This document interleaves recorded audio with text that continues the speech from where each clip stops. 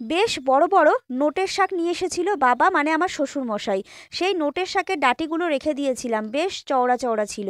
চচ্চড়ি বানাবো বলে প্রথমে সর্ষের তেলে বড়ি ভেজে নামিয়ে রেখে তেলে শুকনো লঙ্কা, কালো জিরে, মৌরি আর রাঁধুনি ফোড়ন দিয়ে তাতে লম্বা করে কেটে নেওয়া আলু দিয়ে নেড়ে চেড়ে একে একে গাজর, শিম, কুমড়ো দিয়ে নেড়ে চেড়ে 1 চামচ আদা জিরে বাটা, স্বাদ মতো লবণ, হলুদ, কাশ্মীরি লঙ্কার গুঁড়ো দিয়ে কষে নিয়ে বেগুনের টুকরো দিয়ে নেড়ে চেড়ে কিছুটা বাঁধাকপি কুচি দিয়ে আবারও খুব ভালোভাবে কষিয়ে শাকের ডাঁটাগুলো দিয়ে আবারও খুব ভালোভাবে কষে নিয়েছি।